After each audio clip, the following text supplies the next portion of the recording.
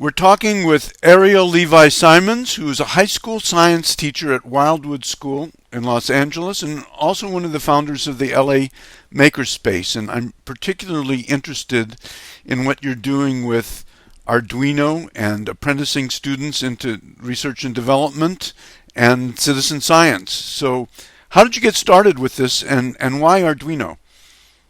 I got started with Arduino because it was just sort of an all-purpose tool for anything involving taking input, processing, and converting to output, which is the most general way you can put this. But there's, for example, like if you want to do environmental monitoring, it's really easy to take an environmental sensor, whether it's a Geiger counter for radiation or a gas sensor to measure something like carbon dioxide, and just take that sensor, run it through a board, and then have it convert it to a specific concentration, or log the data, or add that data to a GPS receiver's timestamp or whatever, and you can very quickly build up professional level data collection that way. So I've already had, when I really got involved with it, I already had students who were interested in the platform, basically through stuff like a lot of publications. And there's sort of this critical mass in tech culture centered around Arduino because it's used by everybody from hobbyists up through researchers. So there are already enough students who are interested in doing it that it was not that big a... There was basically no activation energy on my part to get involved with it.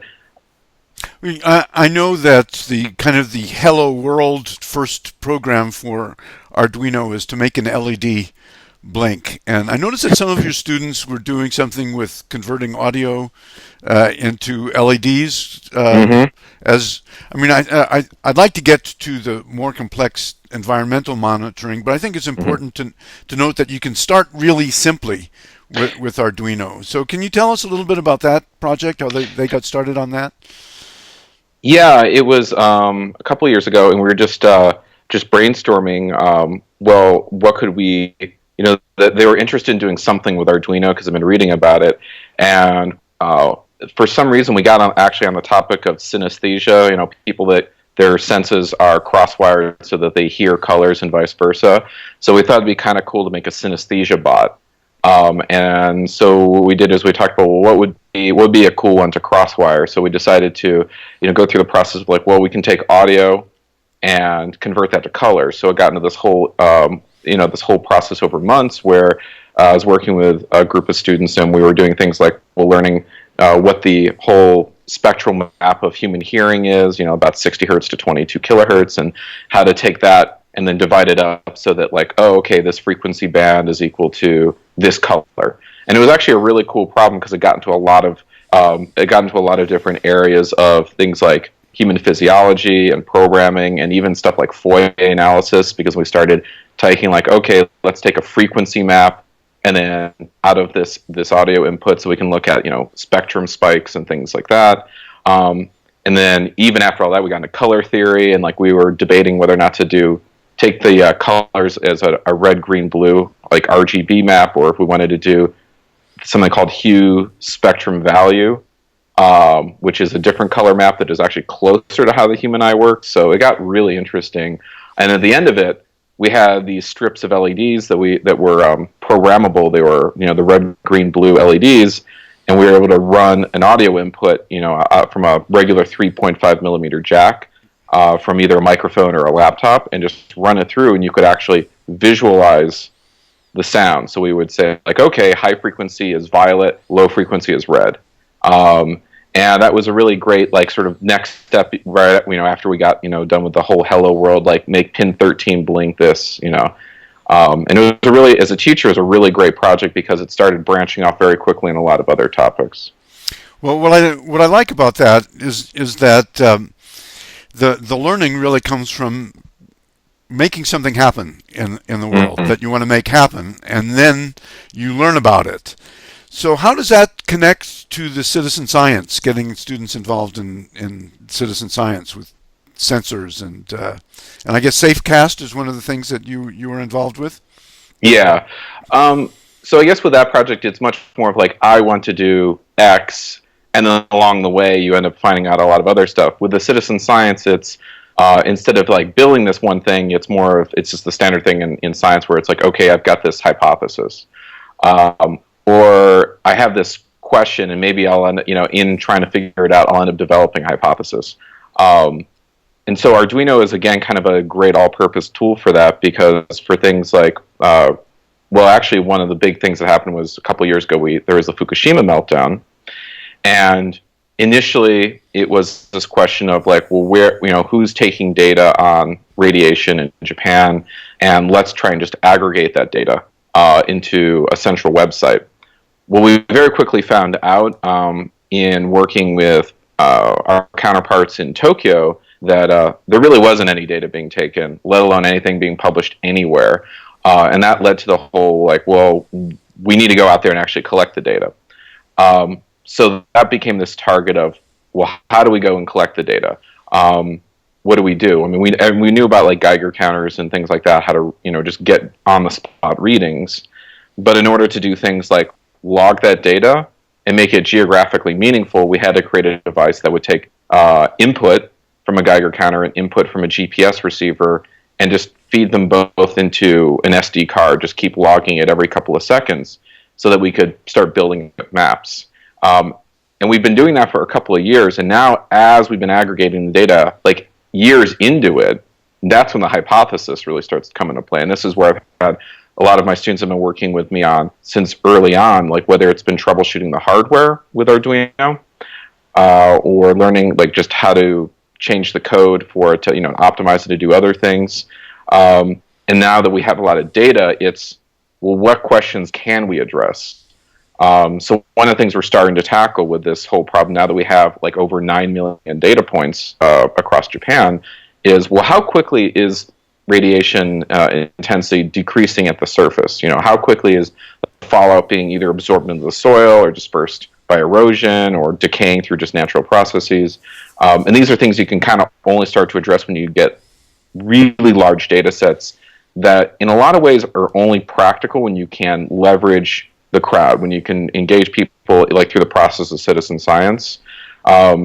You can have a small group in a university do some of this, but unless you get like volunteer army of hundreds of people and open source everything, you're not going to be able to refine and collect things fast enough and at any great enough scale to even address these kind of questions.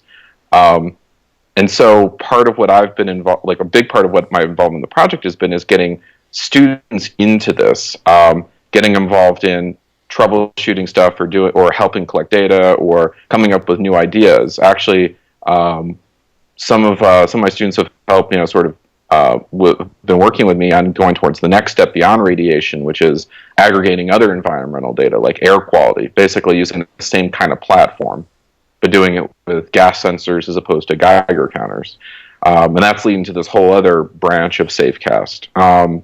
So that's been a really great experience for me as a teacher, because you get to the point where your students actually outpace you. Like a number of my students now know far more about how to push data in and out of a microcontroller than I do at all, or just other specializations. There's a lot about data analysis that I guess I still have an edge on just because of my background, but there's plenty of things now in this project where my students have overtaken me, which as an educator is kind of the best experience, because if there weren't people mastering things better than me, that would mean would eventually we kind of grind to a halt as a society. So the fact that they're overtaking me is a good thing. And it's been, the best motivation is the fact that it's real. It's a real problem. I don't have to motivate anybody and never have to explain to anybody like, when am I going to use these skills or why do I need to use it? It's very apparent. It's like, well, there's a lot of fallout that just blew over Japan over the past couple of years. What's going on here? And everything kind of falls out of place out of that. So in order to address that, there's things like, well, how do we fit everything into a form factor to strap to a car, et cetera, et cetera. A lot of like just practical troubleshooting and engineering. So, are you in touch with other teachers who are doing citizen science with Arduino? Because it seems to me that the next step is something like a movement, like Galaxy Zoo, that involves a lot of people doing citizen science. It really gains its power when you've got a large population doing it. Yeah, I've been putting this together over the past. Really, it started to pick up in the past 6 months as we got LA Makerspace going. But what I've been putting together is a citizen science work group at LA Makerspace, and the idea is to have these regular meetings where I'm bringing together teachers, students, members of the research community together on a regular basis to actually talk shop and go like, okay, what research projects are going on? How can students get involved? You know, sort of like replicate some of the stuff we started doing with SafeCast and a couple of these other projects I've been involved with, and use a space, in this case LA Makerspace, is a central community lab and tool shop so that research groups have a central point for outreach in Los Angeles, for example. Students have a place where they can actually like work on the stuff with students from other schools. And teachers also have a place to see like how this actually works, how this new idea in science education works, and be able to collaborate. Again, it's one of those things where like you get these economies of scale when you get multiple schools. So you get like a handful of students in different schools working together on projects like this, or there's a number of other projects we're starting to collaborate on. And that's really going to take off this summer because now I've recruited enough students. I'm going to be running a student research program this whole summer, and we have support now to start doing this as an after-school program in the fall. So, bringing maker spaces, citizen science, and science education together just seems like a natural. It's one of those ideas that just seems like a no-brainer once you understand that somebody's doing it. So great. What kind of advice might you have for science teachers who want to get started involving students with Arduino? The way I've thought about that has always helped me is that look for what can I measure, and once I know what I can measure, what can then I leverage off those measurements. An example I would give is some stuff we started doing with measuring water temperature on this reef site off of the coast of Maui. And what we were doing is setting up, temperature logging devices, relatively low cost. And you can just measure temperature, you can keep measuring it every couple of minutes, and you can place them at specific sites around the reef, underwater. So you can measure that, and then what you can leverage from that, and there's just, the thing is, because with water, essentially the 99% of the temperature change in water is due completely to the flow of water. So if you all of a sudden get a temperature change, like in some point in the ocean, it means that a hot or cold blob of water floated by. And so what you can do is if you have multiple sites that are near each other logging temperature, and you look at their temperature versus time graphs, they actually look similar to each other, but they're sort of shifted by, some amount of time. And so what we figured is like, okay, well, how can we look at the shifts in these graphs and the relative positions of these sensors to figure out the local current velocity between sensor to sensor. And so that's one of those things where like, okay, all we're doing is logging temperature and time, and we can infer from that where the currents are going in the ocean. And once you know the currents in the ocean, you can also backtrack and look for things like the point sources of pollution that may be damaging the reef. So you always want to start off with like, what can I measure? And then you kind of leverage like, well, what sort of models can I sort of stack on top of that? I think it is important to reinforce what you noted, that it is relatively inexpensive. The Arduino itself is $30 or $40, and then you need to get sensors and inexpensive electronics like resistors that cost literally pennies each. So compared to the way it used to cost to do the kind of research you're talking about, it's really a dramatic reduction.